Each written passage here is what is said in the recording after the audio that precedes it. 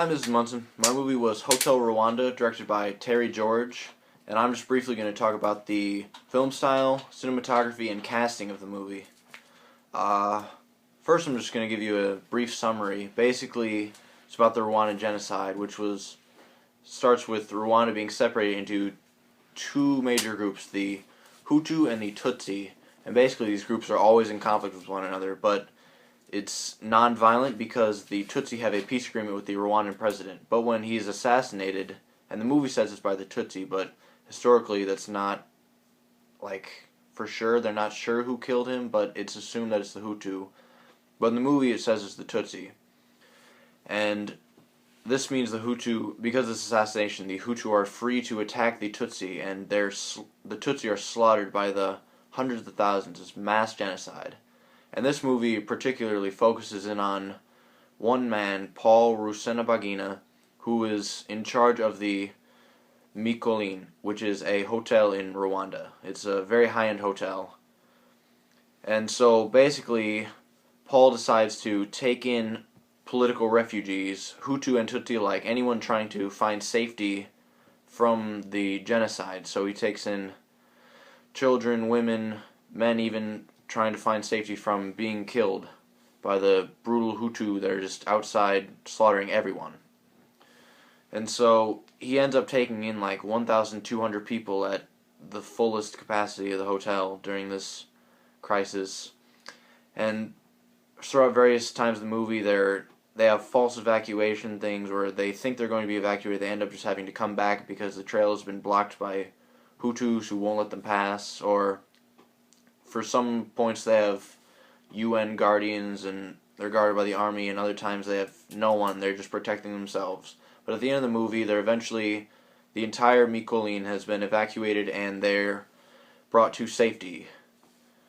But the film style, was that it, film style? Yeah. The film style, I knew from the beginning, just because I knew of the Rwandan genocide, that this was going to be a sad, dark movie, but the beginning of the movie was very deceiving. It's very happy. They're going through a market, a bustling market, a lot of people moving around, very busy, and Paul and one of his people that works at the hotel are driving through there, and happy songs playing on the radio. They're singing along, and very positive moods created.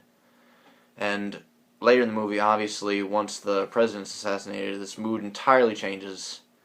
No longer do you hear any happy music. It's just killing and slaughtering with these machetes, and it's no good.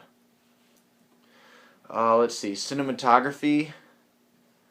The very first time that people are being evacuated from the Mikolin, they have a bus, and they're bringing these children out. Priests and nuns are bringing a bunch of children out, and they're all singing, and you don't really see them singing, but you hear children singing, so you're led to assume it's them.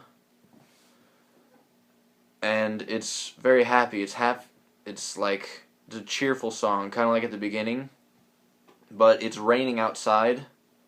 So I don't know, I kind of thought it was symbolic to say that even though times are bad and it's raining outside, we can still sing a happy song and be hopeful. But this bus that these children get onto goes out and then is stopped by massive Hutu forces, so they have to go back to the Mikolin, and it's actually just in vain, because I think a few of them are killed as that happens. So this hope that they had is just been completely destroyed, and we kind of see the theme again, that it looks to be good at the beginning, but then towards the end it's just nothing but negative and death. And then the casting, Don Cheadle played Paul Rusesabagina, who was by far just the coolest guy in this movie. I mean, he keeps his integrity throughout the entire film, which is why I'm wearing the suit. His suit is kind of the symbol for his integrity, and he breaks once. He has a small lapse in that he's putting on a suit and he can't tie his tie, and that's kind of symbolic of him just not being able to cope with the crisis that they're in right now. So he rips off his shirt and he starts crying for a bit, but then after that he's fine. It's just a small lapse and he goes right back to being the main man. at the hotel, he's the leader. He's taking care of everybody who's living there, and they all look up to him. So Don Cheadle plays this role excellently. I mean, he just looks like a guy that could be in charge of anything he wanted to. And apart from him, there's really not many other big roles. The Sabina director, played by... oh, crap. Give me a second. Sorry about that. The guy who's in charge of Sabina, the president of the Sabina Airline Company, is played by Gene Reno, and he has a strong role in this too. He's kind of like... he's almost like an all-powerful figure in here, because he's not in the fray. He's not in any immediate danger for being in Rwanda, because he's located in France and in control of the hotel. But he has access to like almost limitless resources, and he helps Paul out of a few crises. He allows him to keep the hotel open, and when the Rwandan army is there, they're going to kill all the Tutsis, but Paul puts in a call to his Sabina guys. He's like, hey, we're all going to die here if you don't get us some help. So Gene Reno is president in the movie. He calls the French army who's supplying the Hutu forces, and he tells them, hey, we're not going to... or he's very powerful in the movie, so he just kind of tells them, don't, like, get him out of there. So they're like, alright, we will, just because we respect you as your powerful figure. And so he kind of plays that role as a powerful man who's not actually very in the fray, just like helping from above. He's kind of a godlike figure almost.